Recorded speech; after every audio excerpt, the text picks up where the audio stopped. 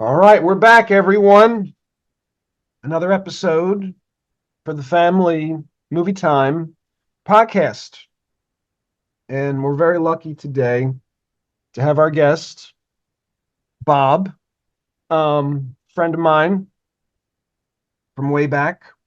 We actually used to watch movies together as teenagers and young adults and adults. So I'll give the mic to you, Bob, whatever you would like to say before we start. And thank you again for your time today. I appreciate it very much and look forward to talking about Superman. Yeah, no, I'm really happy to be here and really excited to talk about this film. It's probably one of my favorite films of all time. Awesome. um, to start with looking back, all the way back, and this is from my research, Flash Gordon, 1936, um, Hercules, um, Zorro, maybe the Three Musketeers. Do any of those names, do they have an influence, you think, on kind of the origins or part of the inspiration for Superman? Um, so I think that there are a lot of I would say your typical adventure stories. Um, to me, Superman has always been more of a story about the underdog, the how would you say the best in people doing the best they can in any given situation at any time. So I know Siegel and Schuster were two Jewish men who, you know, kind of created Superman as a response to everything that was going on at the time. The war and just a lot of societal issues. So there is a bit of, you know, the typical, I don't want to say the pulp adventure because that kind of has a different feel to it, but there definitely was a bit of that, your standard, hero's journey a bit. Um, but Superman to me always stood out from a lot of those other characters. Um, it just had a different feel to it almost. Um, it feels like Siegel and Schuster were aiming for more of a morality tale than they were, your typical adventure pulp, status quo, you know, weekly adventure serial that they were going for. I was actually thinking about the next question. You got there. The word you said, morality, and you know, it's like justice, courage. Um, do you have thoughts on those other qualities, or what would you say are the core qualities or values of Um, Superman, yeah. especially his behavior, the way he communicates? So obviously the character's been around for almost 100 years at this point. So many different creatives have taken their different interpretations of the character. Some better than other, but typically when I think of Superman, I think, and to bring it back in as the best of humanity, that goal that every person should aspire to look out for your fellow man, your fellow, man or woman, to make sure that everyone is taken care of and no one is left behind, that you're doing the best thing that you can do at any given moment. Um, I mean, if you look back at the old original Superman comics, I mean, they're very different than he is now. Um, the original comics were very almost uh, not quite. I wouldn't say anarchic, but there was definitely a almost punk rock kind of ethos to it where Superman would he wasn't typically stopping bank robbers as much, but there was a lot of, you could even say like, white collar justice where he was going after corrupt bankers and businessmen and people that were taking advantage of the common citizen that, they were powerless to stop and stand up against because of just bureaucracy or money or corruption. And over time a lot of different writers kind of expanded on that, and a lot of his humanity started to shine through because the original Superman was a little rough around the edges. um, but over time he kind of evolved into this almost paragon of purity. And it's not that Superman doesn't make mistakes, is that he acknowledges those mistakes when he makes them and does his best to correct them. And again, always looking out for everybody and making sure that everyone is taken care of.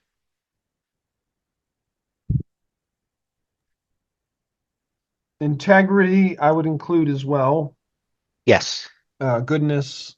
Um, what about the role of Lois Lane in the Superman universe? What do you? So Well, yeah. What do you? Yeah. Yeah. Go ahead.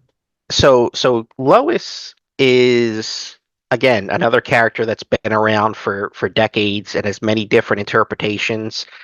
My personal favorite version of Lois Lane is the Lois who is Superman's equal, and not obviously not necessarily on, she's not flying or, throwing buses down the street, but she is, I mean, she's a Pulitzer Prize winning journalist. She's very intelligent. She's very capable.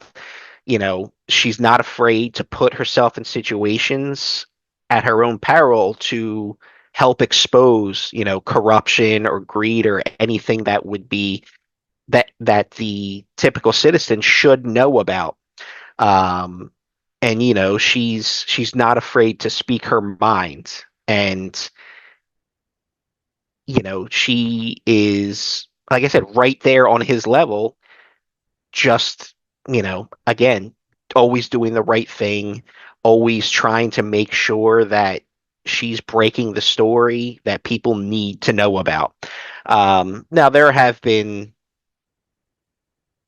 60s and 70s era, there were some not so great versions of Lois, but I would say probably starting in the late 70s, they definitely started to get a general idea of what this character should be about. And, not to jump ahead, but uh, in Donner's version, they that really started to shine through, which has kind of persisted through every live action and animated interpretation of Lois Lane to the most recent Lois, which is Elizabeth Tulloch on Superman and Lois, who is probably one of my favorite versions of that character.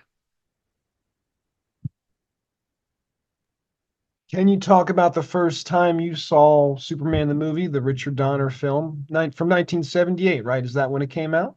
Uh, I believe it was 78 or 79. Um, Off the top of my head, I forget the specifics. But the first time I saw it, I can't say the exact first time, but the I know that it was a regular in my household growing up. Some of the earliest pictures I have are, a very, very young me in a full Superman onesie, on a bed surrounded by Superman comics. Um, and it's a movie that, since you and I are old enough to have grown up when Christopher Reeve was still the Superman, those movies were still getting made. So it was on TV a lot. We didn't have streaming back then. There were no, you either went to a video store, rented it, or you caught it on TV, and that was an extremely popular movie. So, and that's one that was on all the time. Um, Probably, yeah, I don't know if I can even, I don't even think my memory goes back to be able to say the first time I've seen it, but I have seen it many, many times over the years, and it's something that I still do go back to regularly. Have you caught it in the movie theater? So they did do a showing of it. I can't remember if it was this year or last year. Unfortunately, work kept me from being able to make it there. Because I think it was last year, because I think they did the original Superman last year, then this year they did Batman 89. Um, but yeah, unfortunately, I wasn't able to catch it when they did a showing of it last year. Did you read a lot of comics as a kid, or can you talk about your relationship with comics over the years? Yeah, I mean, I grew up just surrounded by comics. It was pretty much one of the heydays, the pinnacles of the comic industry. I would say would be the late the 80s and the 90s. So, you know, I would I mean, I was obsessed with it to be for lack of a better term. I mean, I would, you know, do chores to get money so I could walk down to a local, corner store, the local 7-Eleven, and use my $5 or whatever it was to buy as many comics as I could. It didn't matter what they were, I would read anything. And it's something that was a big part of growing up. Um, I did fall out of it for a bit around high school. The stories that were getting published at the time were just not what I was looking for, you know, plus getting older, starting to become an adult. I dropped off of it for a little bit. As you mentioned, you and I have known each other a long time. We used to go out to concerts all the time. So, concerts, watching movies, going out and about, making music. So, it was one of those things that fell on the wayside for me for a while. And probably I would say in my 30s, I started to pick it back up again. Um, and to the point now where I still would say I regularly still enjoy reading comics. The original reign of Superman, I find that to be fascinating. Like the fact that, I mean, in the storyline of that short story, it's basically the scientist and he finds this guy. This is like Depression era US. Hmm. He finds this, homeless man, and he makes some deal with him, and then the guy like says he agrees to it.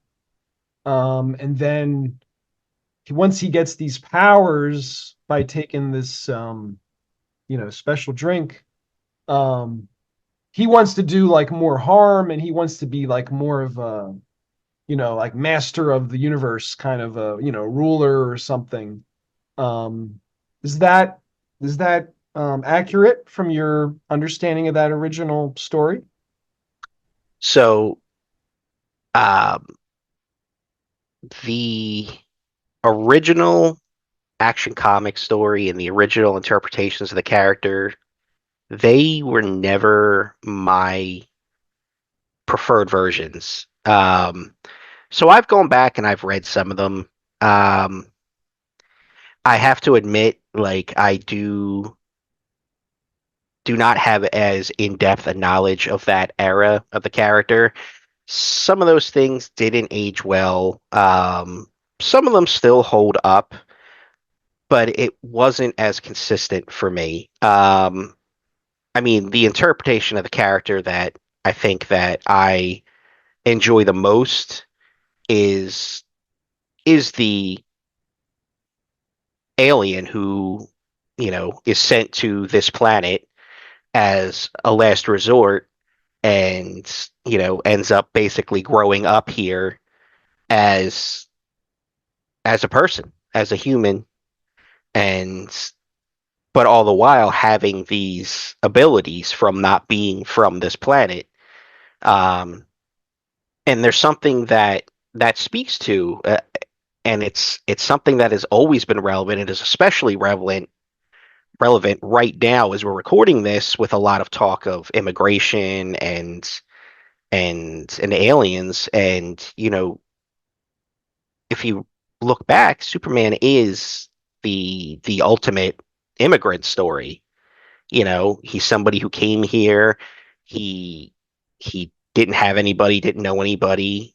He got taken in, and you know ended up being I don't want to say it the wrong way, like a productive and generous member of society.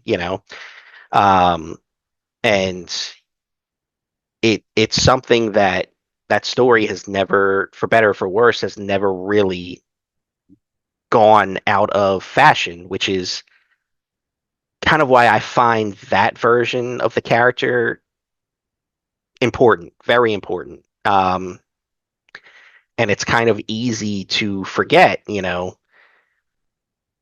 he's looking at Superman, he's just a, bog standard, you know, Caucasian man, but his story is, he's not from this world. He's he's a human because of the childhood and his parents that raised him to do good, to be better.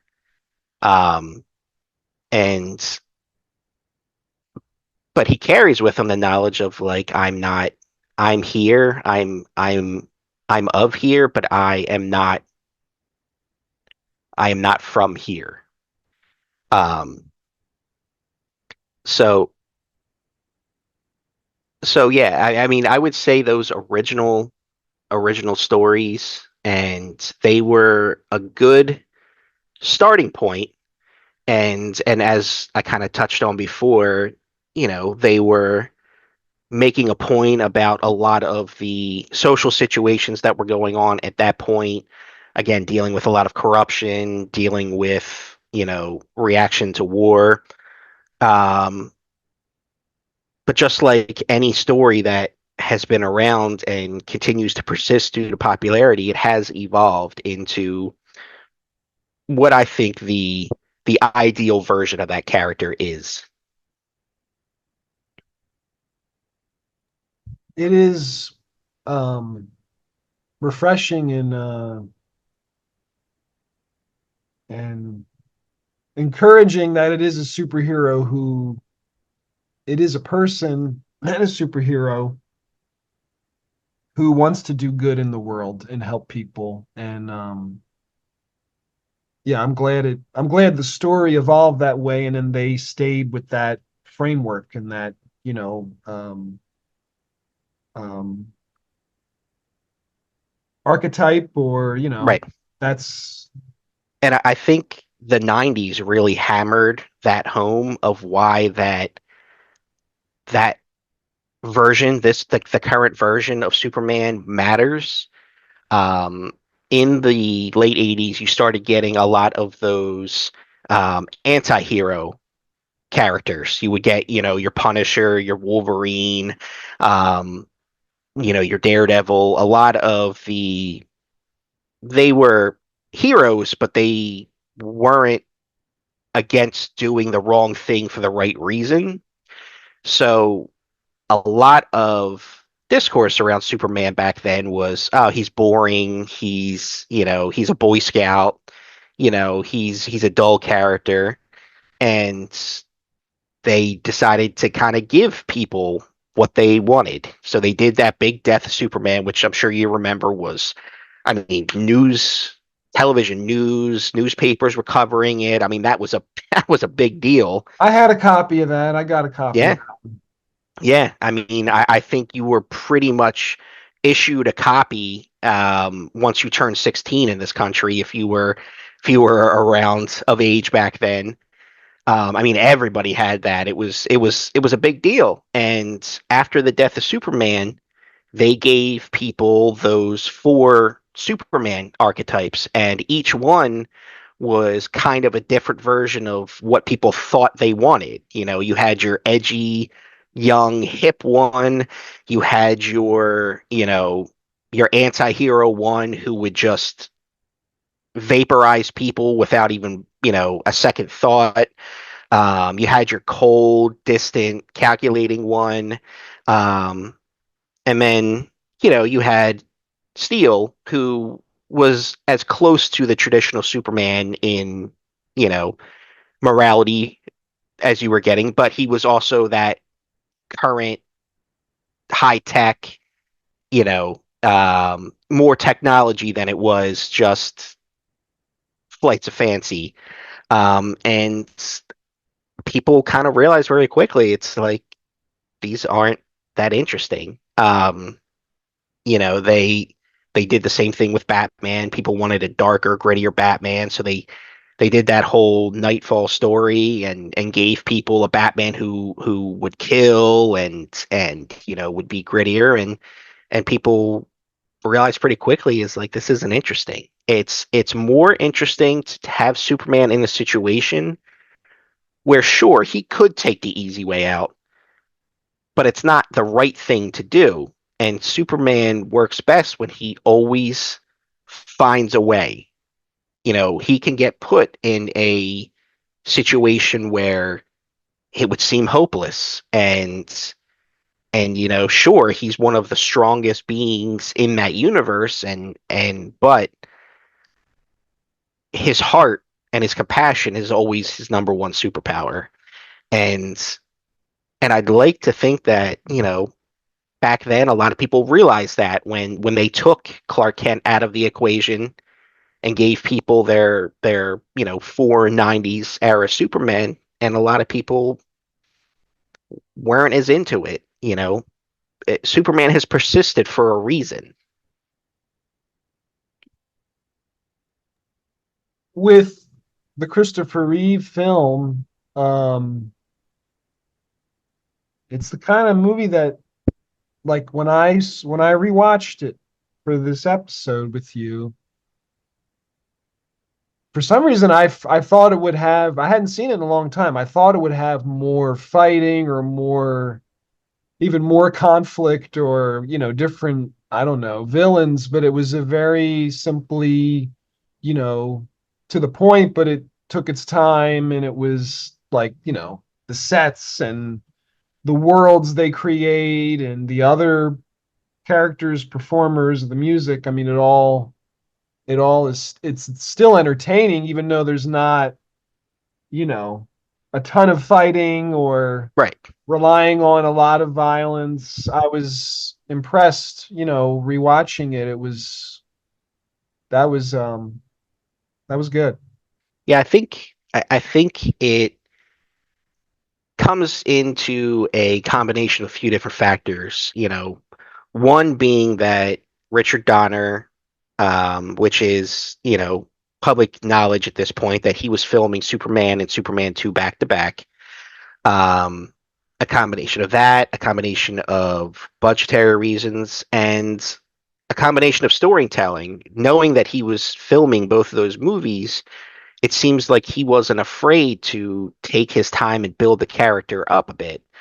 Um, and that movie works so well because it's a study of Superman. It's not like you said, it's not just a punch up. Lex Luthor isn't, it's not Superman and Lex in the middle of Metropolis just trading blows. It's almost a battle of wills and a battle of morals at the end of the day.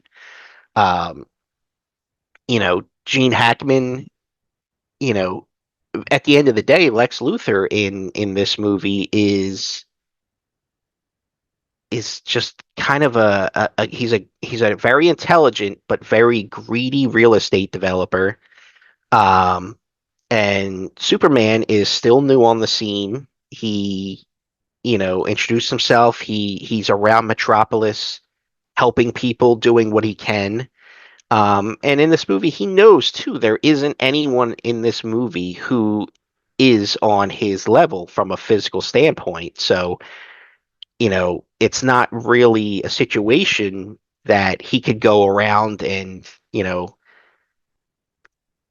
I guess he could technically solve it with a punch, but it's not going to help his public image, and it's not how he was raised. So, um, and the movie also takes its time in letting you get to know who Superman is, both Clark and Superman. You get to see how he grew to have his sense of justice, his sense of integrity. You get to see the life situations that really shape him as a person. It takes its time.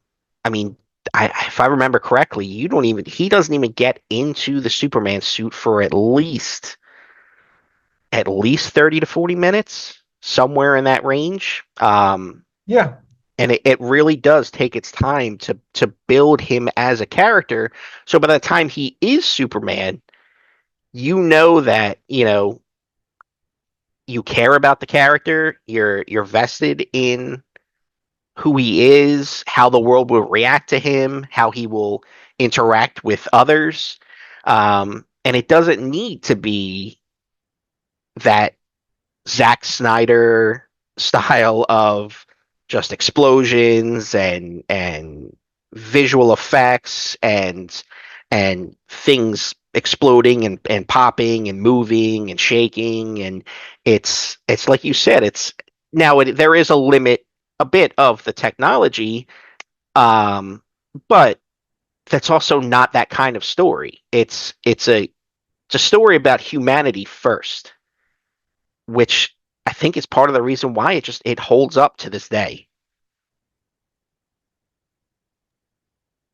Yeah. Um, in regards to the Clark Kent character, um, and the fact that, you know, it is the the dual nature of Superman and then Clark Kent. Um, what are your thoughts on Clark Kent? I think that Clark is it's it's almost like I would say there are three versions of the character in this movie. So you have his Clark Kent persona, which is his I would say it's actually his disguise. It's his costume. Clark Kent is how he presents to the world to be able to walk among people and just interact with people, you know, because of his abilities and because he is such a larger than life character. He has to put on this air of almost good-natured, almost buffoonery to kind of throw people off the scent. And then the other mask he wears is the Superman persona. So that's how he presents to everyone when he's helping them, when he's, letting people know that, hey, I'm here for you. Again, it's a character that it's always doing the right thing. And then somewhere in between, when he's by himself, when he's back home on the farm with his mother, that is the character. The true Superman is a little of Clark Kent and a little of Superman. And he kind of has to wear multiple masks to integrate into society, you know, to walk among people and not arouse suspicion. But you don't see too much of it. You see a little of it when he's in the Fortress of Solitude, but that is the I would say at the end of the day is the real Clark Kent is when he can let his guard down and just be. He doesn't have to pretend to be a bumbling goof, and he doesn't feel like he has to be perfect all the time. With reference to Superman's parents and family, and I didn't read a lot of the comics enough to speak on like how the characters of his parents evolve in the comics. Mhm. Nevertheless, as you mentioned earlier, his parents really taught him, some good, values and gave him a lot of good ideas to work with. Do you remember yourself if it ever comes up where he deals with something like one of the parents passing away or other family members passing away in the family? Does that ever, you remember any of that from the comics? So in the comics, there again have been multiple retellings, multiple interpretations. There are runs of the comics where both his parents are alive. There are runs where both his parents are dead.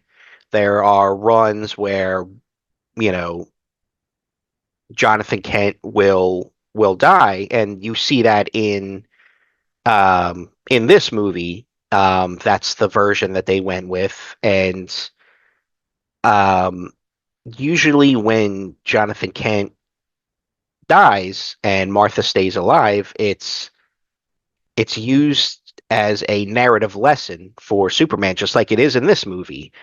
Um, it's a heartbreaking scene, but it's a lesson that he has to learn that he can't overextend himself and burn himself out because as powerful as he is and the amazing feats that he can do, at the end of the day, you can't save everybody. And despite all his power, he can't stop something as simple as a heart attack. And it's a tough lesson that he has to learn. Um, which is when there are versions of Jonathan Kent that does pass away in the comics, it's usually to make that point that, you know, you're not a god. You, at the end of the day, are just a man like any of us, and, there's only so much you can do. So, you know, you have to kind of keep that in heart, and you can't take it personally if a situation arises where you can't um that is unfortunately out of your control, much like in the situation in the movie with Jonathan Kent. you know Clark's excited, he starts to run ahead, and Jonathan starts to kind of clutch his chest, and Clark can do nothing but look on in I mean, kudos to the actor in horror as his father unfortunately succumbs to age. And again, it's a rough lesson, but it it's usually it's usually well done. Like it was in this movie, and like I said, usually in the comics, when there are versions of Jonathan who are no longer in Clark's life, it's usually in service of that point that you know you're not a god. You know, you have to stay humble, almost in a way. Um, Obviously, it's done for allegorical reasons, but um, and then there are versions of in the comics where both his parents are alive, and those are good too. There's nothing wrong with that. They continue to be a positive and grounding influence in his life, and when he needs to get away from being Superman or needs to get away from being Clark Kent, he can go home on the farm, and like I said, he can just be himself with his parents. Um, so in those versions of the story, it's another, you know, it's another, what do I want to say? I guess a way for him to kind of de-stress and to just be. Um, I wouldn't say there's any correct version of that story. They typically all have their positives and their negatives in regards to shaping Superman into the character that he should be.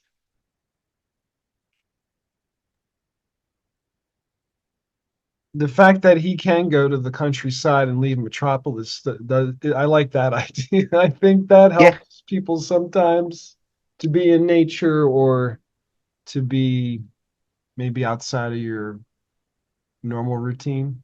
yeah, and they do that very well to effect in the Superman animated series from the mid 90s, where when he needed to get away or he needed to talk things through, he would go home and, you know, it's just like anyone, visiting their parents, they baby him and they obsess over him and he gets to talk through the issues he's dealing with. He'll do work on the farm, he just gets to be Kal-El in that moment. With regards to Christopher Reeve, um, and Marlon Brando, Margot Margot Kidder, yep. Margot Kidder. Um, when we think of Brando and Christopher Reeve to start there, uh, I think they passed away not too long after each other, right? I think it was like 3 months. Yeah, That's an interesting, I mean, connection in it's a way. it's interesting because I he's Brando stayed towards the end of his life was out of the public eye. And I honestly, when the news broke that happened, I thought it was he had passed much earlier. Um, but but yeah, it's unfortunate, um, what had happened to Reeve and Brando. Brando's a whole different story. He was an interesting get for this movie, in my opinion, because at the time he was the biggest name attached to this film, and he's only in it for a little bit. Um, and when you read some of the behind the scenes stuff, it's almost like having Brando there wasn't really worth the effort. Um, now reading about it, he obviously just thought the whole thing was beneath him and it was a paycheck for him. But even when he's phoning it in, he still delivers those great monologues to Kal-El, to Superman. Um, Now, would it have changed the movie if Brando wasn't in it? Probably not. Maybe. Being such a big name actor, he definitely added a sense of legitimacy to the film. I mean, before this movie, there weren't really too many. A lot of the comic book stuff were serials and, just it wasn't in the public zeitgeist until this movie. At least for a while, it hadn't been.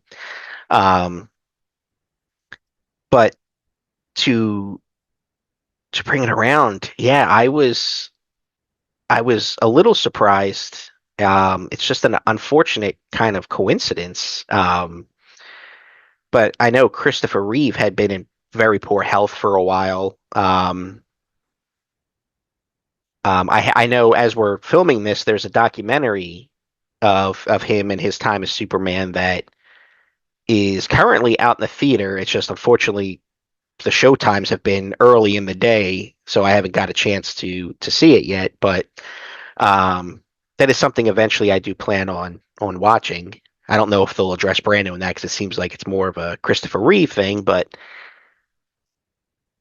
yeah, I did notice the documentary as well, and I also noticed the early show times, and that's why I haven't seen it yet.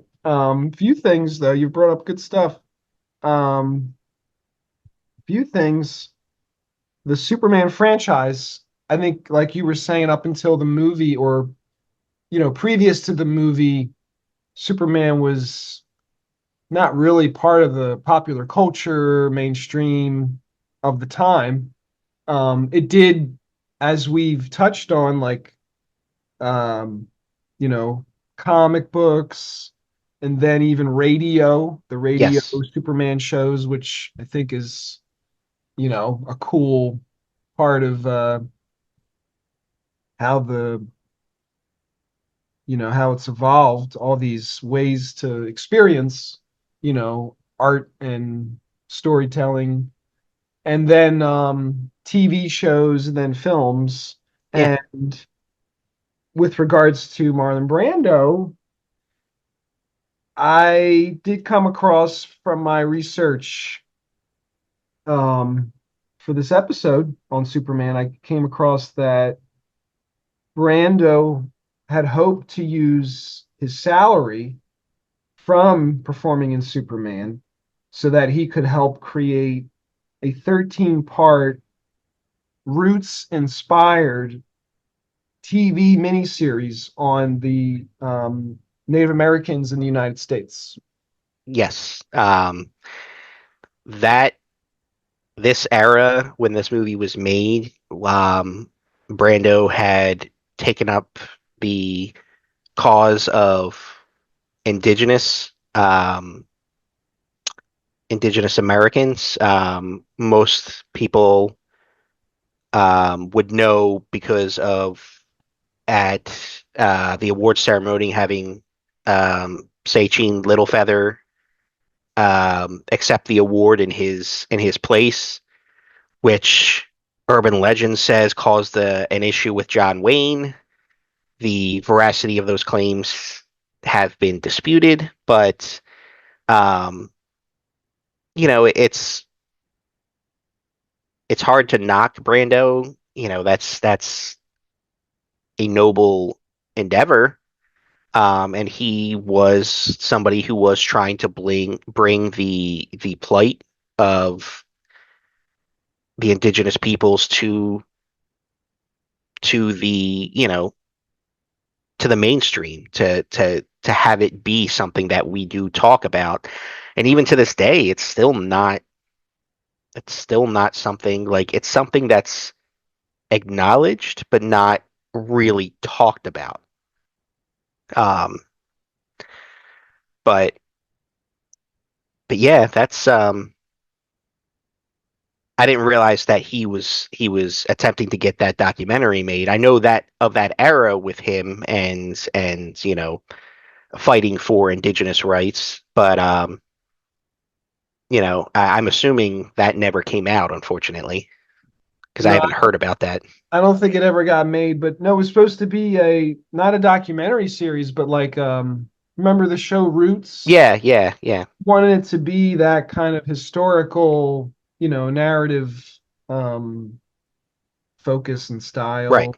Because everything that we have gotten over the years has been for the perspective of the colonizers, which, definitely washes away a lot of the more sensitive topics in that regard. So, but yeah, that's a shame that never got made. Um I agree. I mean, we could talk about Brando for a while. I'll resist for the moment. Um, Christopher Reeve, I find it kind of funny that him and George Reeves, I mean, their names are almost the same. It's kind of Yeah. like it's kind of it's kind of surreal. Um, I did watch his research.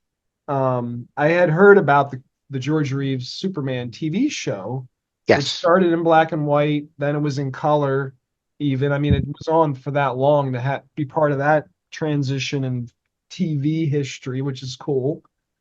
And the budget, of course, got better when it was in color. Right.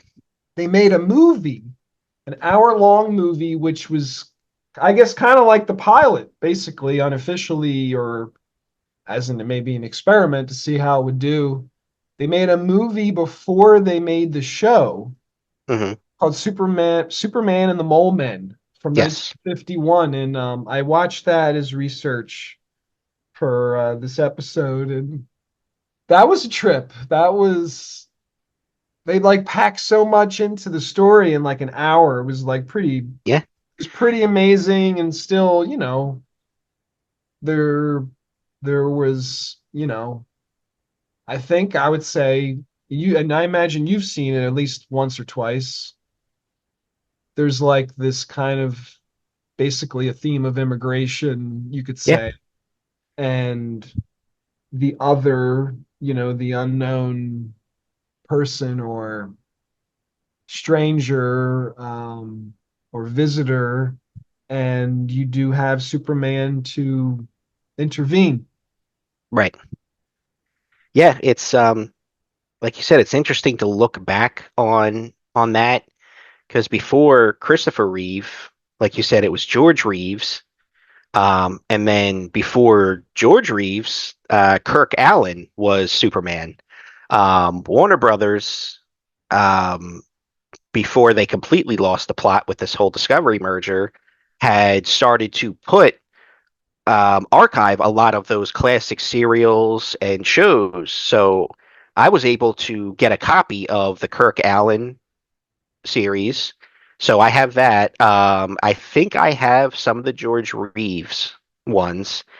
Um, but those were popular, but Superman hadn't really hit the the cultural consciousness until the Christopher Reeve movie. Because back then, I mean, there were tons of superheroes in that mold. I mean, there was a point where Captain Marvel, who was the first character to ever actually have a live action, first comic character to have a live action adaptation, was outselling Superman by multiples.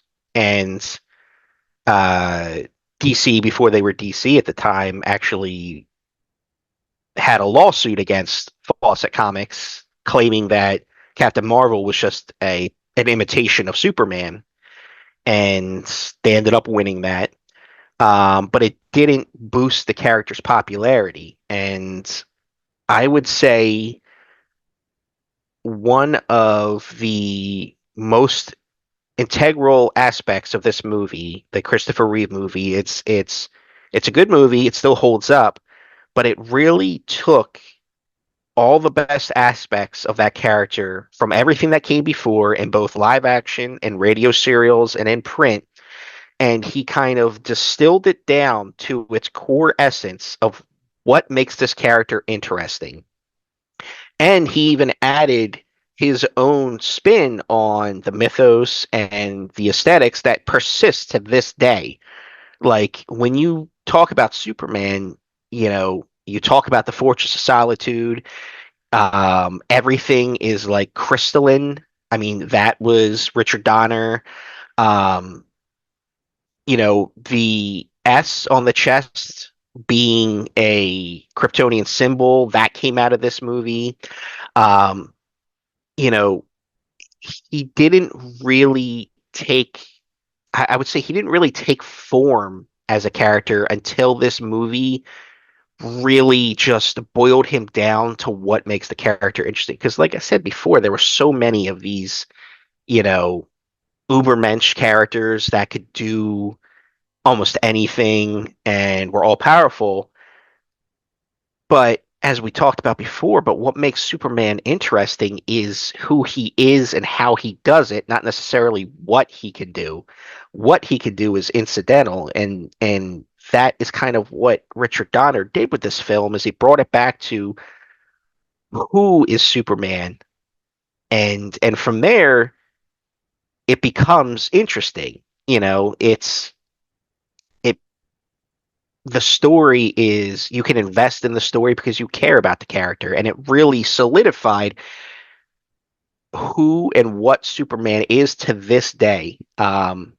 And that's something that can't really be overstated of just how much Reeve and Donner just really shaped that character for decades to come. I will resist and say I think the opening scene with Brando, I think the fact that he's in that opening scene, maybe it was worth that they got him to be in the film. Yeah, that you know, it's hard to picture who else would have done that role at that point because I mean Brando was the elder statesman at that point. He was a household name. So having him on the cast was a big get and definitely did lend the movie that air of legitimacy instead of just being a movie for kids. Um, could somebody else have done it? Possibly. But like I said before, even when he phones it in, he's still a great actor. And it's at the end of the day, he really does bring a a wisdom to Jor-El that maybe a whole lot of other actors at that point might not have been able to do.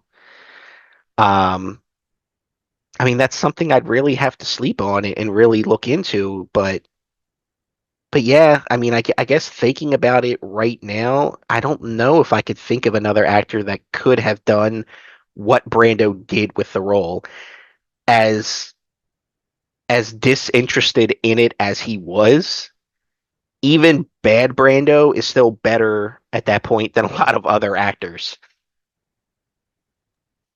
But I think yeah, you could make a list of bad Brando movies. There's definitely a rank to them. I mean, I saw Island of Dr. Moreau in the theater, so Um, I'll give a shout out too. There's a documentary made about him called Listen to Me, Marlon, I think is the title. okay. And it's like from all these audio recordings that he would do on his own. Um, and it was like an archive of this stuff that never had seen the light of day really or publicly. So it was, yeah, it was interesting. Yeah, but I think this movie ultimately lays on the shoulders of Christopher Reeve, and if Yeah. he wasn't on his top form, which he was, this movie would not have worked. If Superman was not personable, if he wasn't compassionate, if regardless of the stories you hear about Christopher Reeve as a person in the role, I mean, you look at that Superman and there's a warmth behind his eyes. There's somebody that you believe that truly does have your best interest at heart. And this movie would not have worked without him. And he had only made as an actor, I think somewhere in time, I think was might have been That right was, before the I movie think that was was it after? after, I think Somewhere in Time was after, Oh, it was possibly. after. Um, Because he hadn't really made anything then, right? Before, and they had considered quite a list. I don't know if it's real, but I think even like Charles Bronson, Burt Lancaster, I think has been mentioned.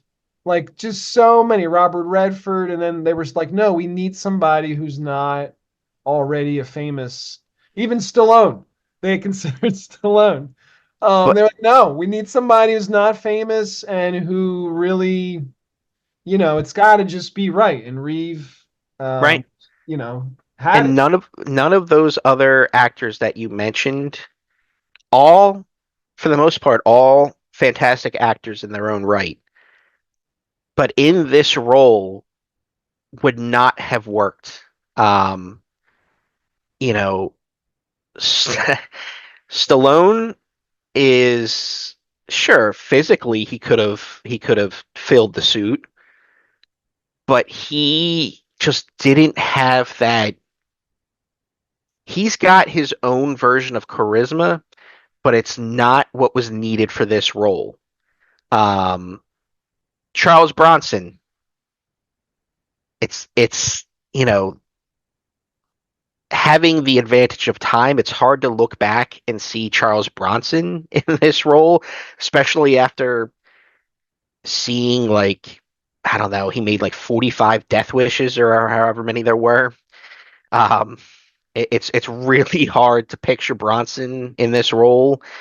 Um, it's in all honesty, it's just I can't see anyone else pulling this off. Now, that's not to say there haven't been and there couldn't be other actors. As I mentioned before, um, the show Superman and Lois, it's really a coin flip over Reeve or um, Hockland for me because Hockland does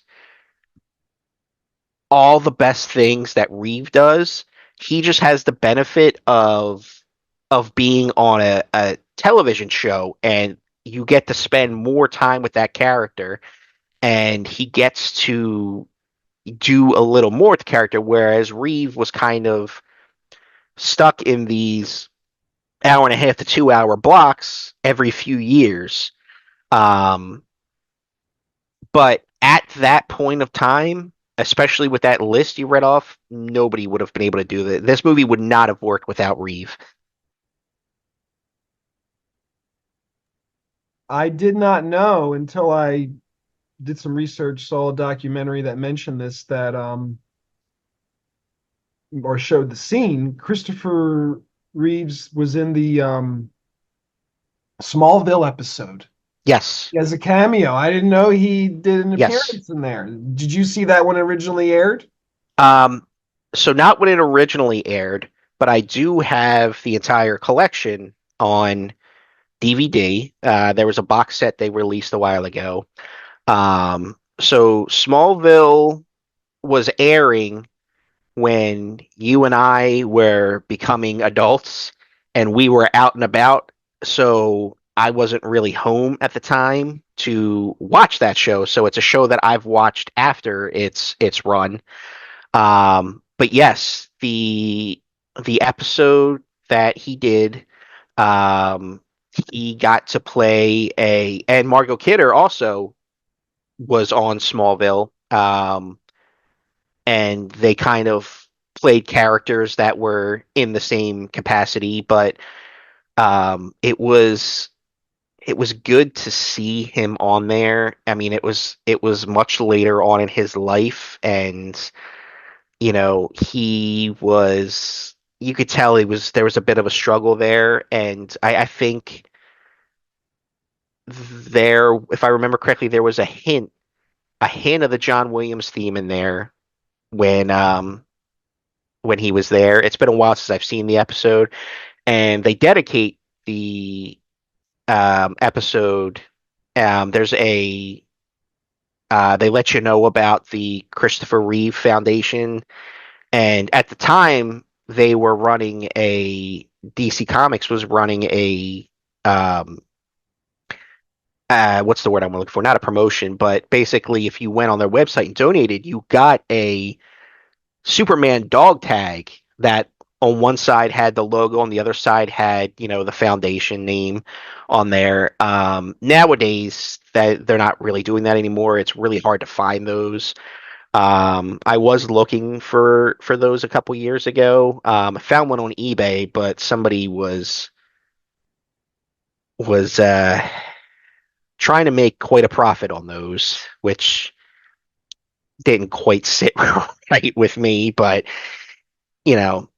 a standard piece of Superman merchandise, sure. A charity item, I don't know how I felt about that, but yeah, Smallville was a good show that was constrained by its channel, its era, and its rule of never putting Tom Welling in the Superman suit. Um, the show is still enjoyable, but yeah, at that point, even when Smallville was made, it was still Christopher Reeve was still the gold standard for Clark Kent for Superman. Um, and that's not to knock Brandon Routh. I happen to think Brandon Routh is an excellent Superman. He Superman Returns has a lot of issues. Brandon Routh is not one of them. He got to come back as Superman in the Crisis on Infinite Earths miniseries that they did on the CW. Again, just a fantastic Superman, but again, it's just really hard to top Reeve in that role. Just the warmth that radiates off that character. What about Superman 4? I think it was cool that, I mean, in the storyline, he gets all the nuclear weapons all over the world and then destroys them. Isn't that the basic premise? Yes, that was Christopher Reeve's idea. Um, that was his stipulation for coming back is that he had more creative control after Superman 3, because Superman 3 was basically a Richard Pryor movie that just happened to have Superman in it. Um, where Superman 4, he got a lot more creative control and he wanted to do the nuclear disarmament. And it's Superman 4 is a tough one. It's really hampered by the Salkin's resistance on putting any money into the budget. It's hampered by the lack of Richard Donner. It's really hampered by even having somebody kind of do, you know, a second, a third pass on the script. The intention is there, but the execution is just lacking. The whole nuclear man, it's just it kind of goes back to what we were talking before. You're in Superman 4, you're giving Superman a punch up enemy, somebody to brawl with.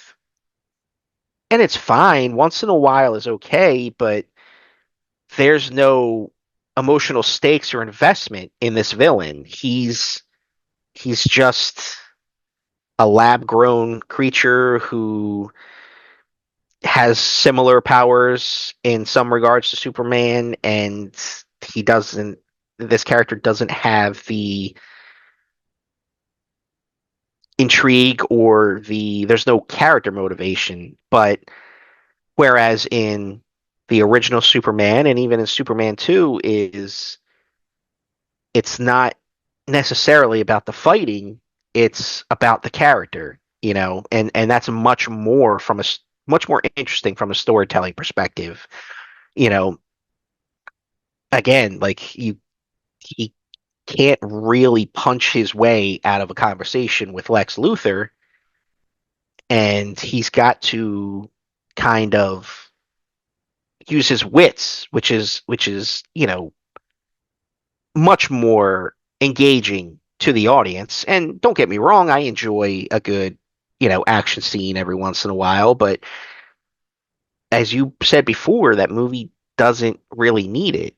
Um, most of the action scenes are actually the very end of the movie, and when he first kind of gets to Metropolis as Superman. I mean, um, as he's going around helping people, and probably one of my favorite scenes in the film, which still gets a response out of me every time I watch it, is the scene when he first meets Lois and she goes to get in the helicopter and the helicopter is is caught and starts to wildly go down, and he flies in, he catches the helicopter, he catches Lois. I mean that scene of him catching Lois and just that calm reassurance, that look that he gives her when he says like, you know, don't worry, I've got you, and her reaction of, you've got me, but who's got you? And I mean that scene still provokes a response out of me no matter how many times I see it. It's just so well done. Um, it's shot so well, and even the technology that they had at the time, I'd say it still holds up. It's all practical. There's a bit of green screen or blue screen at that point, but yeah, there's a bit of green screen done at the time, but it still looks fantastic, and the flying in the movie still looks great.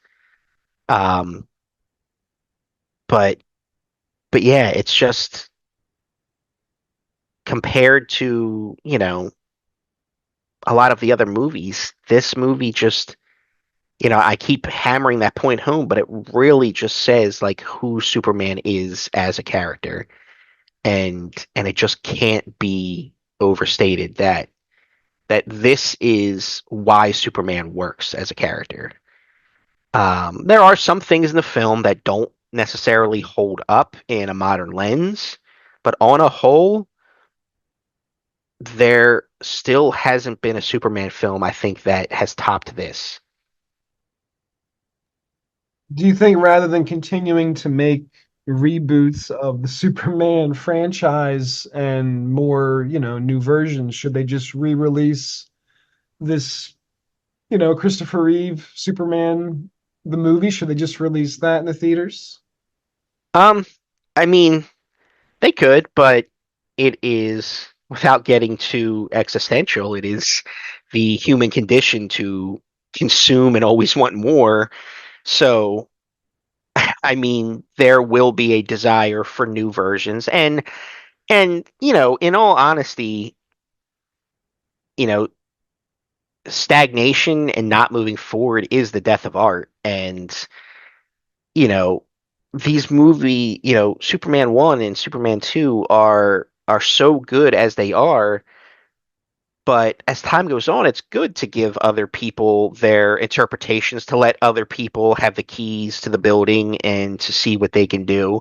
And some of it has worked, some of it hasn't worked, but I'm always interested in seeing what someone else can bring to the character. Because technically, you could say that same thing about Donner and Reeve. It's like, Kirk Allen and George Reeves were already Superman. Why do we need another Superman? But, you know, it's just finding the right creative team to bring their passion to that character that, we might get another version that works. Only time will tell. Um, but in film, for me, this is still one that I could go back to and enjoy, but it doesn't take away from movies when I see them. It's really hard not to, but I try not to compare them to this film because, times change. There are different versions. People interpret the character differently. My interpretation of the character isn't necessarily your interpretation of the character. And like I said, sometimes people bring new ideas to it.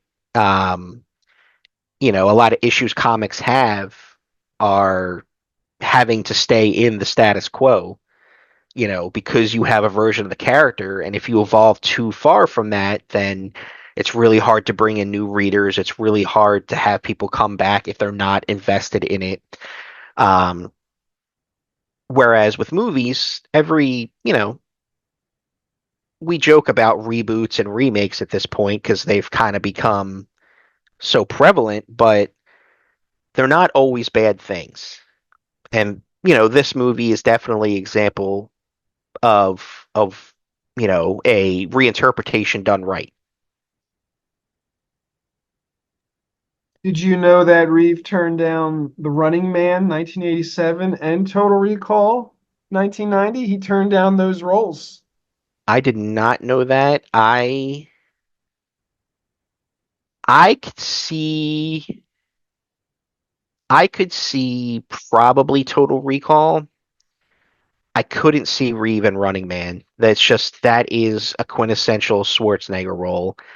Now, again, Total Recall is because, that's the version we got. I mean, we also got the Colin Farrell version, and it just kind of reaffirmed of why the Schwarzenegger version worked.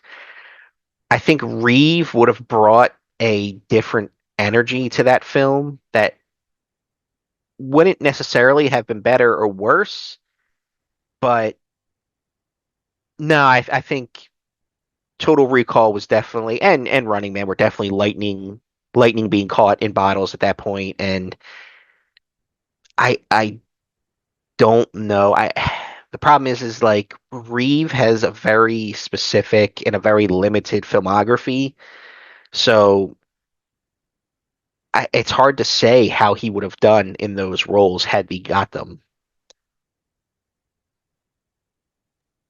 In the same year, I think it was Grease.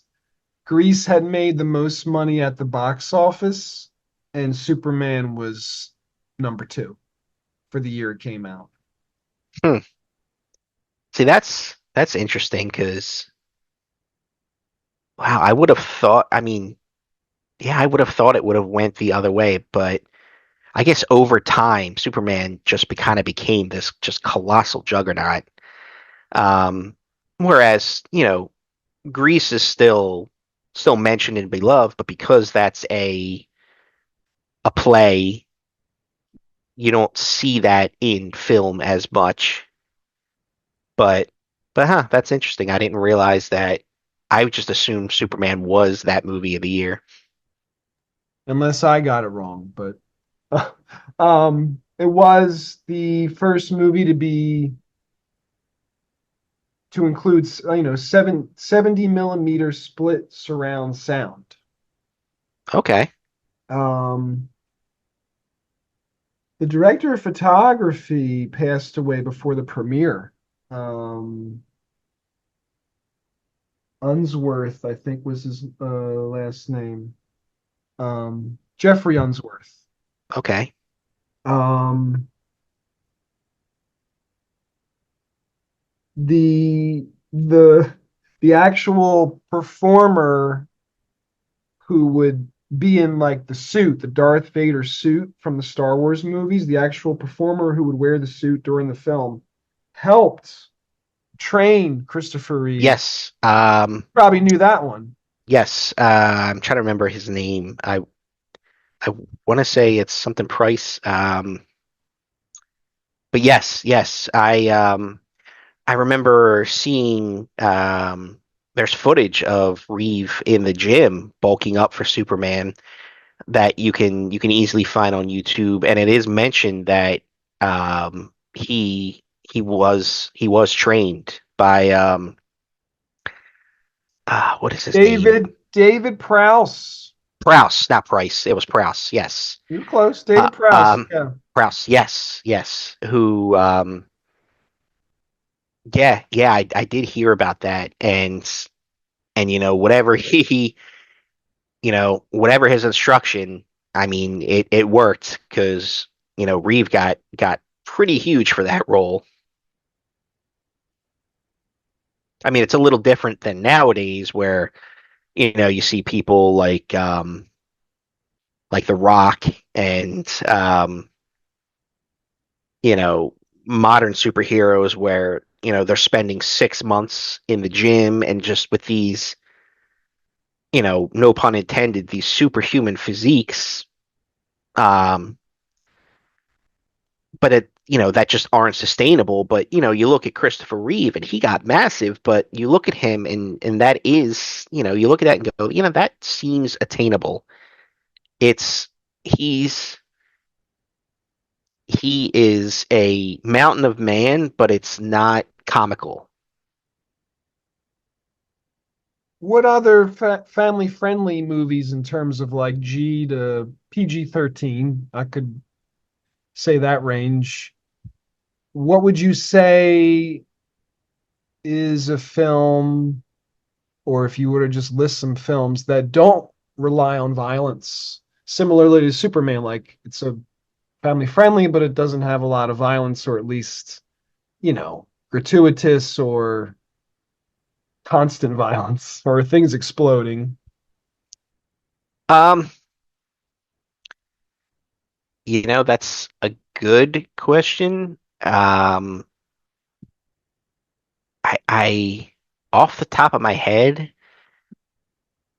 there's some I could think of, but a lot of them are going to be, either based off a book, like something like, Babe, which I think you've talked about already. Um, Yeah. yeah, and something along those lines. When it comes to, something like this, there really aren't too many in the superhero genre I could think of that would really, I would say, have such as wide of an appeal as this movie does and did and can have, because it's not, like you said, it's not gratuitous violence, it's not over the top destruction, it's not edgy, it's not going for shock value. There are very I don't even know if I could think of another. What about honorable mentions to give it some kind of description for Back to the Future, Bill and Ted's Excellent Adventure? Do you think those two films, like, would you show those films if you had kids of your own? Would you think they could learn something from them, or Um, more I think, entertaining? yeah, I think Bill and Ted, as much as I absolutely love that trilogy, that I would say is definitely more of a teen and up. Um, Now there isn't anything overtly bad that, you know, children couldn't see, but it's not the humor and, the plot aren't really inclusive to very young children. Um, so so yeah, I would say Bill and Ted would probably I would say at least in the early teens before you can really appreciate something like that. Um, but yeah, I don't. How about the Muppets, the Muppet movies? Did you watch those as a kid? Like any of the sequels or the original? Was that part of your childhood universe? It wasn't for me. And I think you and I have talked about this before, but for me, I was never a Disney kid. I was not really into the Muppets kind of thing. So, a lot of my cousins enjoyed the Muppets at that time.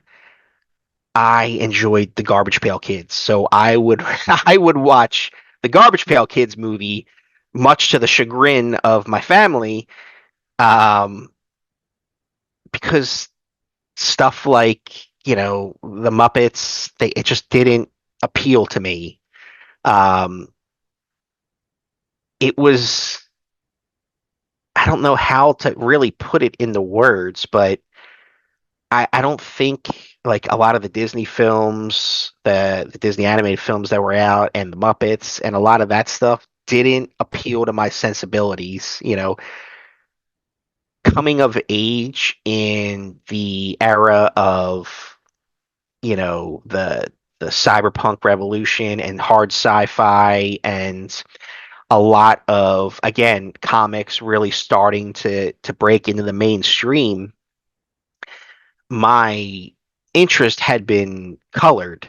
I felt like I, as a kid, had a knowledge that as pretentious as it sounds, like I had a knowledge that other people weren't really into, you know, I, you know, admitting that, yeah, like, a lot of young kids would be watching stuff like Muppets or, basic stuff. And, I don't want to say basic, but, a lot of the stuff that you would expect. And here I was, reading comic books and,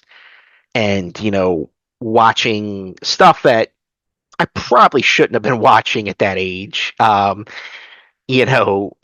Again, just being obsessed with the Garbage Pail Kids at that age. My grandfather hated that with a passion. He thought it was the most disgusting thing ever, and didn't understand why I couldn't just enjoy like the Muppets or the Little Mermaid or Sesame Street with like all my cousins. Um, but but yeah, no, I have to, admit my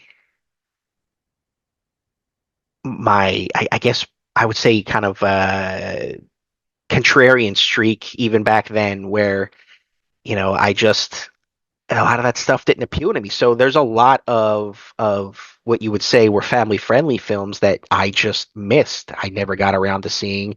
I saw a lot of the basic stuff like Charlie and the Chocolate Factory and a lot of that kind of stuff, but yeah, no, I didn't go out of my way. I never watched Fraggle Rock, so like that completely passed by me.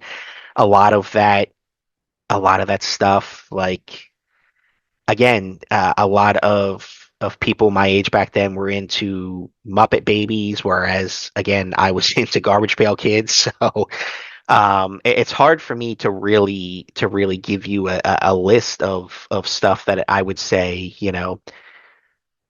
appealed to me but also could appeal to everyone else. And that's not to say there aren't.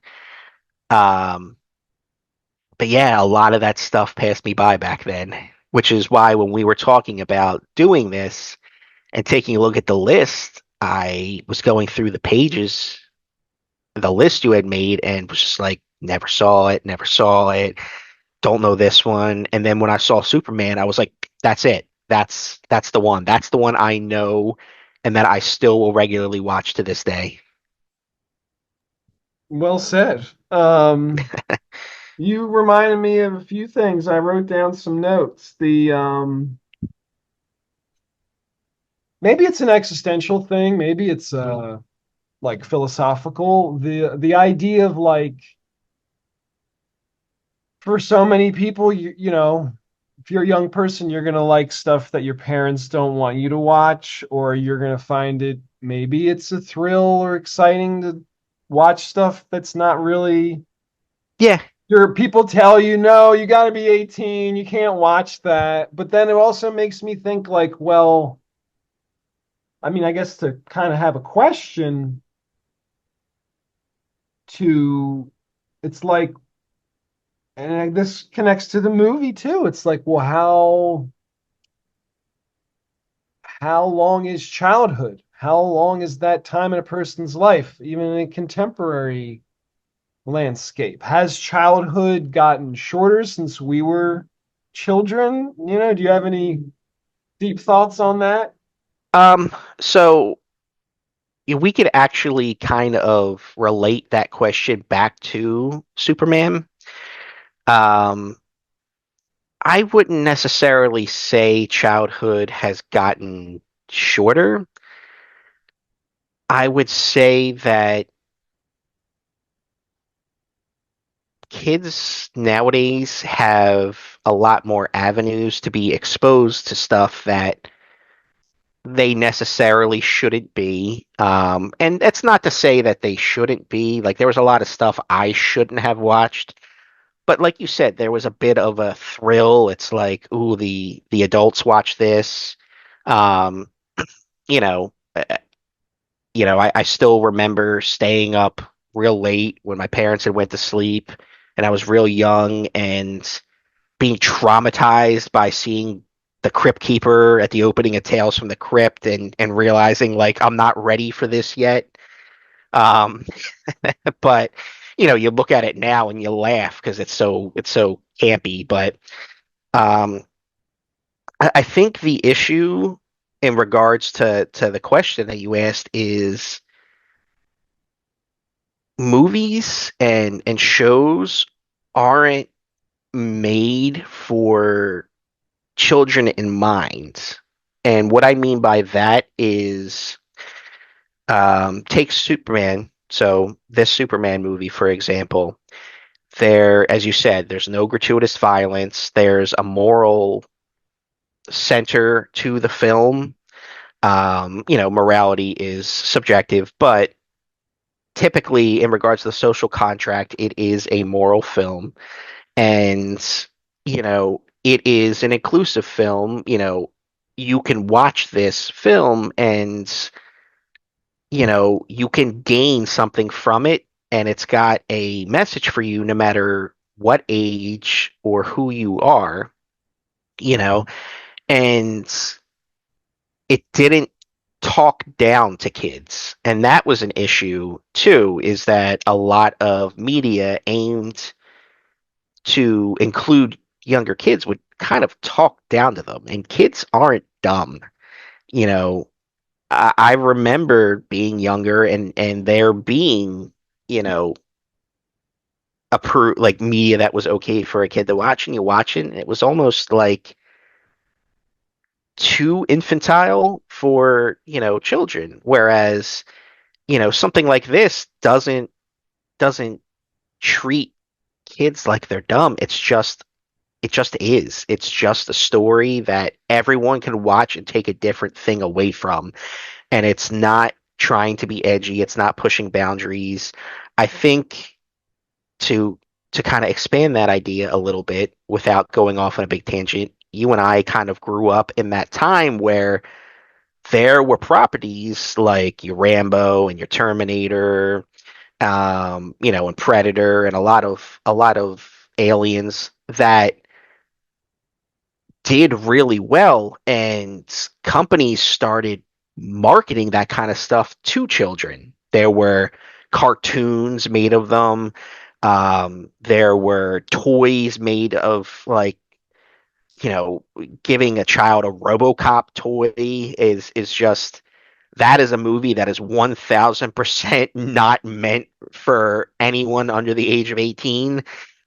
Um, Now, it's a lot of that stuff was kind of marketed to children as well, and it did change a bit, even in my own experience of what I thought was cool then and what appealed to me.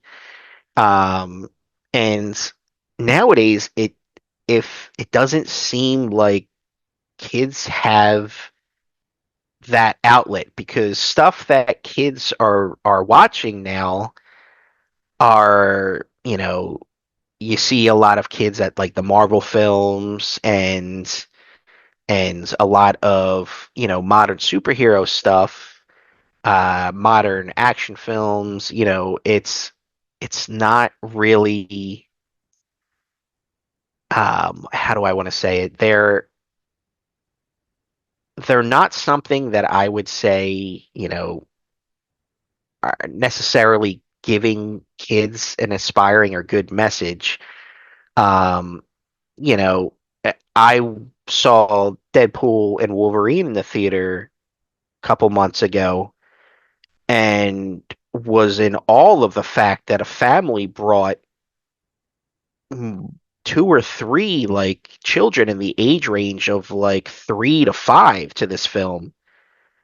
And I was shocked. I'm like, this really is not an appropriate film for children to be watching. Like, just like back in the day, again, kids shouldn't be watching, Rambo First Blood.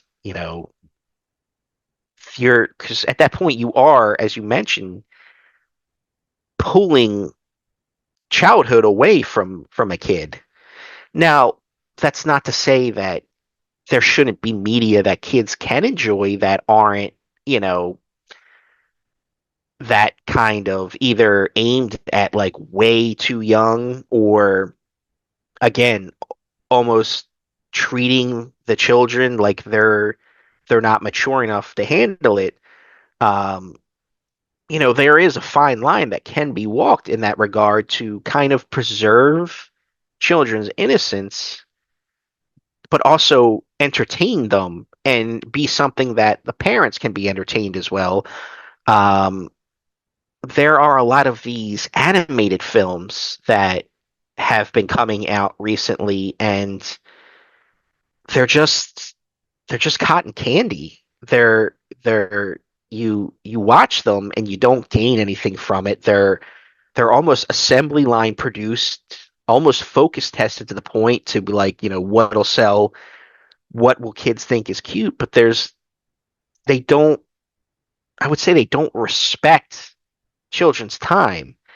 Um Now something like Toy Story, I would say is a movie that is something that, doesn't talk down the kids like they're not smart enough to understand it. Um, has a few things that, you know, might be a little shocking for younger children, especially the patchwork toys in the bully's yard, the toys that Sid puts together. But I mean, that's a movie that I would say, is appropriate for all ages, but doesn't treat kids like it's a gift for them to be there. Um, I don't really remember any ones past the first one, but I don't think I've seen at least seeing the trailers for a lot of these animated films aimed at children. It's just there's nothing there. It's and I think that's also why this Superman movie holds up is because it's entertaining, but it also is almost like a fable in its own way that it's teaching you a lesson as you're watching it. Um, and there just aren't too many films that I could say like that I've seen in the past few decades that really walk that line like this movie did. And like I said, thinking about it, Toy Story is one I could see. Um, but yeah, there just aren't too many films that like I said are interesting but are also appropriate for young children. But you know, What about E.T.? Do you think E.T. would be something um, you would put in that on that potential list? ET is definitely on the potential list. It's a movie I will admit to not having seen in a long time. From what I remember of it, um, that's a movie that I remember seeing it when I was young. Um, and thinking back, I don't remember too much anything really objectionable in it. And that's a movie that I would say that, yeah, kids could watch, and it it plays with the idea of not judging a book by its cover. I don't really think it makes that point enough. Um, and it kind of really doesn't do a whole lot with the government angle or like the adult angle, but that is a movie that I would say that yeah, that would be, appropriate enough for everyone to watch together. It's a deep, I don't know, I find it almost mysterious. It's like, the how do we like experience art together? It's like you can go to the movie theater, you can bring your friends, your family, you have that kind of shared experience. Or you could watch it, in your own home with others and gather together and watch stuff. Or it's more of like a solitary thing, to. de-stress, relax, just be entertained, not think about, your own problems or the problems of the world. Right. And all of Uh, those are valid. yeah. And then there's the whole thing of like the physical media aspect. You mentioned having DVDs of box sets and films, and where do you think we should go from here as far as, I mean, how do we like support the artist, but also not go broke doing it ourselves, but also, you know, appreciate the good stuff and especially if we want to watch it again. Do you Right. have any thoughts on any of that stuff? I mean, I could talk for hours on physical and streaming media. Um, but there's a point in there you brought up that I kind of want to address is, how do you support the artists, and also, is there still a place for physical media? And I would say yes to both. And it also kind of ties into, you know, making movies that people want to see. You make these movies, people will go to see them or they'll not go to see them. And then, if you like that movie, you will possibly, most likely, want to watch it again. And in order to tell the studios and tell the creatives that I like this, I want more of this, you will end up buying a physical copy. Or I know a lot of people nowadays, I have some family members and friends that purchase things digitally. I don't necessarily agree with that practice because of the ability for the company to rescind your license to that. Whereas, with a physical copy, whether it's a Blu-ray or a DVD or, a laser disc or a VHS, I can watch that whenever. You know, Warner Brothers isn't going to kick down my door and take back my Laserdisc copy of Richard Donner's Superman. Um, they're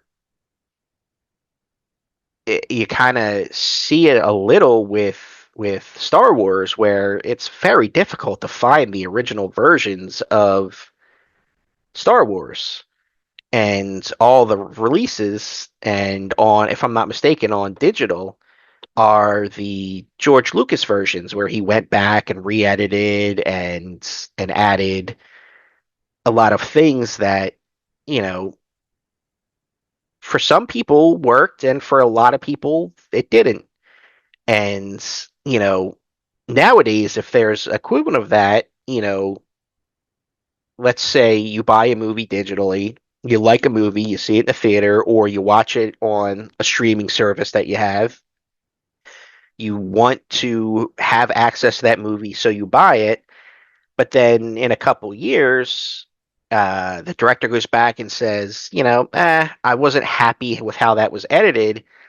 And, you know, since you don't physically own that, they can, change the version, and you don't really have a way to, if you don't enjoy those changes being made, there's not a way for you to go back and watch that original version. Um, and from a artistic standpoint, it's kind of fascinating, to go back and look at all the different versions of films that, using Blade Runner as an example, there are so many different physical versions of different edits that were released for that movie. If you look online, you're pretty much only going to see either the final cut or, Ridley Scott's director's cut. But if you look online and you look at previous releases, there will be theatrical cuts, there will be, different edits of the film with narration, without narration, etc.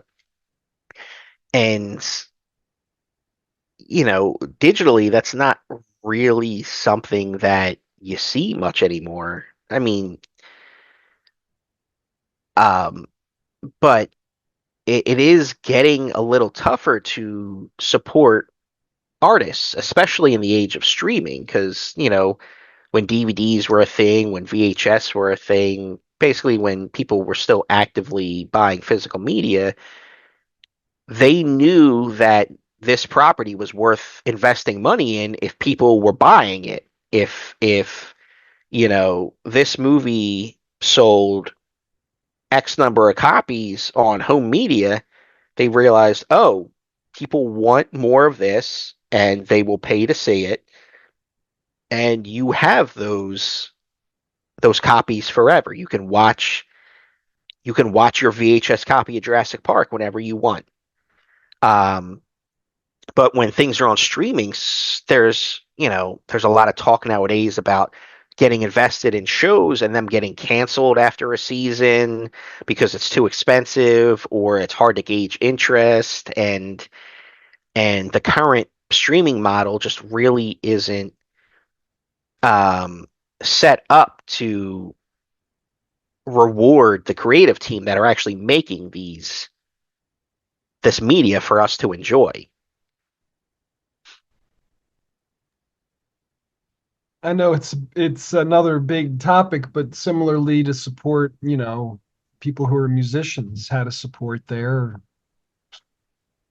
Right. I mean, we're albums. yeah, we're getting a little away from Superman, but yeah, I mean, music's always been a passion of mine, and that's a subject I could talk on for hours, and it's it's tough nowadays to be a musician and to make a living. I mean, I know plenty of musicians that have day jobs and they make music as a passion project because they love making music, not because it's making them money.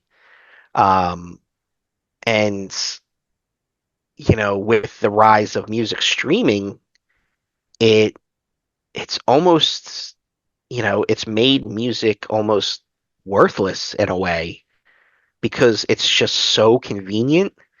There's a story that you told me that has always stuck with me.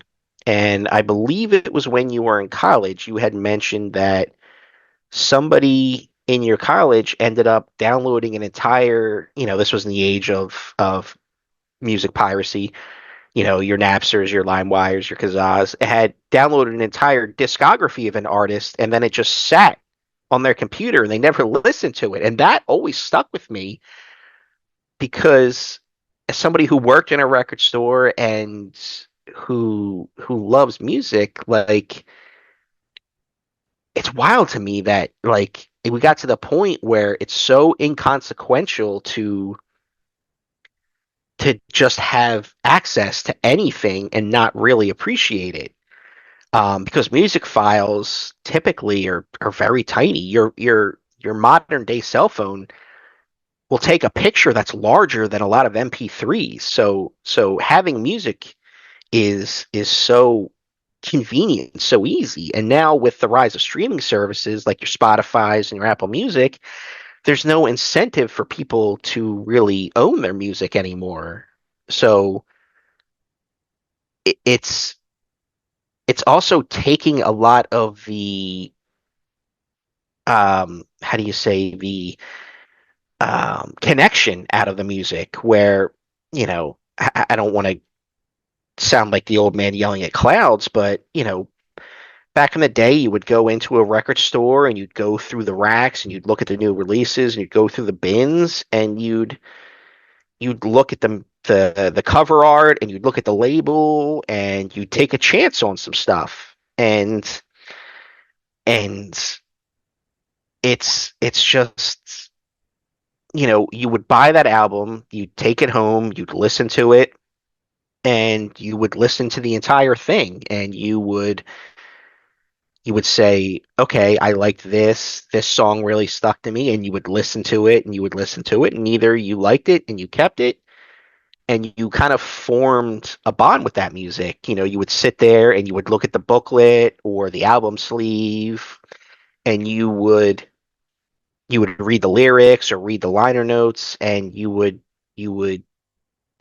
feel there would be an attachment to this music. But now, you can get in your car, you can connect your phone up to the Apple CarPlay or Android Auto, and you can just hit shuffle on a streaming service, and it will just throw music at you, and it's it's almost inconsequential in a way. It has just become background noise.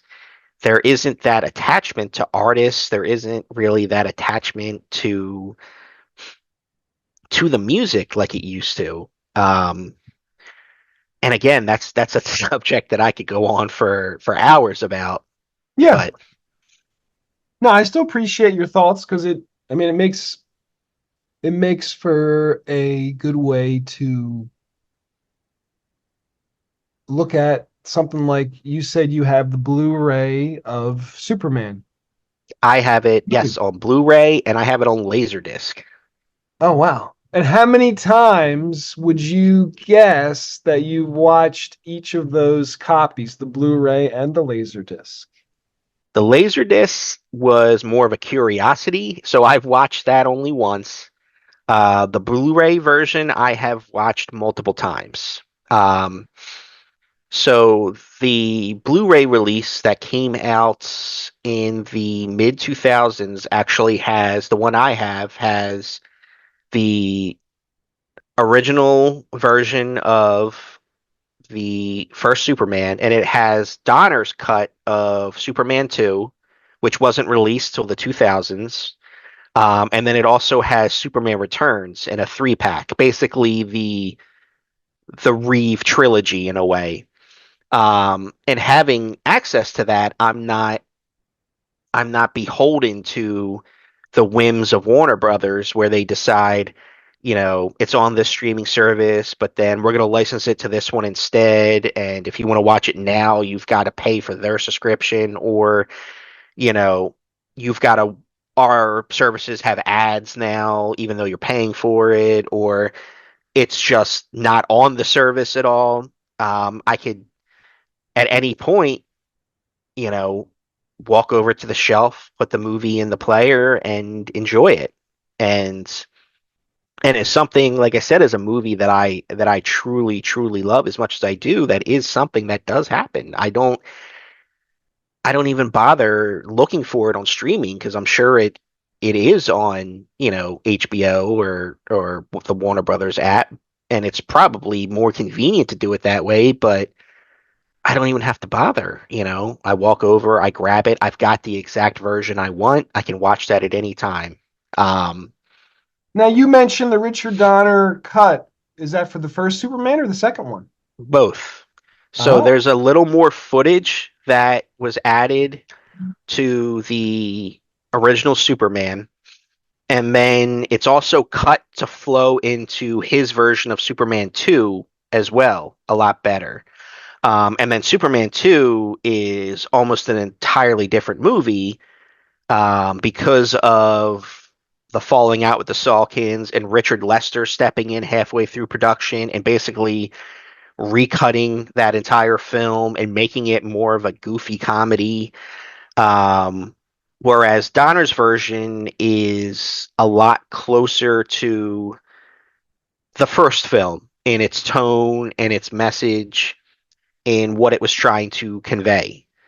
There's only one line that I miss that I kind of wish Donner kept in, but he wanted to excise everything of Richard Lester's. So, like I said, Superman 2 is a very different movie if you watch the theatrical versus Donner's version. interesting. Yeah, I've only seen the main version that's out there. Um, to try to wrap it up, it's tempting not to, but for the sake of,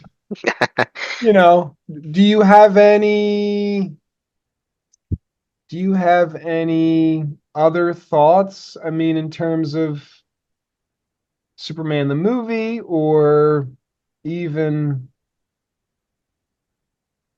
Yeah, I or mean, or the cut or the question of movies that you wish that you saw as a kid or a young person. But anyway, go with the Superman one first. yeah, I think that it's a point that I've made many times through this conversation, but I mean, this movie um, just really hammered home like what makes Superman work as a character and why this movie is a movie that anyone could sit down and watch together, like entire families, and you know, and it's like you said, it's not the most action-packed movie, but it's not boring in any regard. Um, and having the benefit of hindsight and seeing all these other Superman interpretations that have come and gone, um, you know, there are pros and cons of each one, um, but none of them really stack up as a complete package than the original Superman. I mean, there's a reason that Kevin Feige, who's head of Marvel Studios, said that Superman was the blueprint for their superhero films when they started. Like because it is basically the quintessential hero's journey, in three acts, and it's it's a movie that anyone can watch and get something from. And you know, I brought it up before with Superman Returns. Bryan Singer was making more of a almost a thinking man's movie, which, you know, there are pros and cons to that film, but it wasn't that same kind of film that, families are going to sit down and watch and enjoy together. Um, the whole point of that film is Superman disappears. He goes back to because he thinks Krypton's still there, even though it's pretty obvious that Krypton isn't there anymore. But basically, just of it is, it's an excuse for him to be gone for a few years, and it's basically, what is this world without Superman? He's been gone for a while. How do we move on without him? Basically, the gist of the movie is the one enemy that Superman can't defeat is time. Um, you know, I understand what Bryan Singer was going for, and but again, it's not a movie that's going to hold the attention of young and old. And then you move into Man of Steel, which I will try and keep my comments respectful and you know not not go on a tirade, but that movie is a fundamental misunderstanding of Superman in every facet. And if you hold it up against the Richard Donner Superman, it's just night and day. And it is the perfect case study of why Superman works as this paragon of compassion and integrity and justice, and why the gritty edgelord, you know, violent Superman just doesn't work. And and on top of that, like it's just it's almost a character assassination in regards to into Superman. It's loud, it's bombastic, it's very light on character moments. It just doesn't work fundamentally as a film and as a Superman film. Um, Smallville, entertaining, but was hampered by being a teen drama. And then again, I've mentioned Superman and Lois. Excellent. Probably, in my opinion, that show is the heir to the Christopher Reeve legacy. Hampered a little bit by writing here and there, but Tyler Hoechlin is probably my favorite Superman. He he does he's the best of both worlds of in regards to that just affable, charming, compassionate Clark Kent and the, you know, a bit of the intimidating Zack Snyder-esque Superman, but it works. It's not confrontational, it's not in your face. It's just somebody who has these abilities and he can do these feats, but he still tries to solve things as peacefully as he can. Um, so I do recommend anyone listening to give Superman and Lois a legitimate chance. Um, and as you kind of brought up, Margot Kidder is really the ideal mold for Lois Lane. She's intelligent, she's not afraid to chase a story. Um, there's a little in the film that, you know, would get refined with other interpretations, but on a whole, it was really the start of Lois kind of coming into her own as a character. Um, and for anyone that hasn't seen it, I've purposely been a bit vague in regards to, you know, certain plot points, but it really is an experience of a film. Now, viewing it through the modern lens, there are some things that don't age as well, but on a whole, I would still say it's really is a film for the entire family. And there really hasn't been a film, at least a superhero film, like it since. Um, I don't know if we ever will get one again like this. It was just, um, it's. I don't want to use the word perfect because nothing is beyond reproach, but it is the superhero film at the top of the pantheon. Well said. Thank you for expressing so much in words and um, for your time today.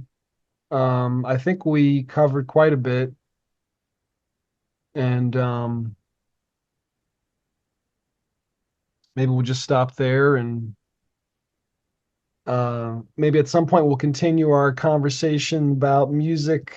Yeah, yeah, we deviated a little from the subject, um, but yeah, you know, music and media ownership definitely a an interesting subject that really does touch upon just cultural and generational changes, and is definitely worth exploring.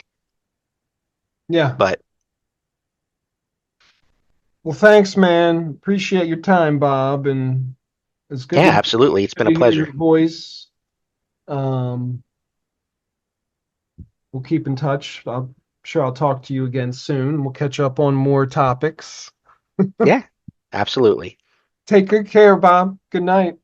You too. Take it easy, man. Peace.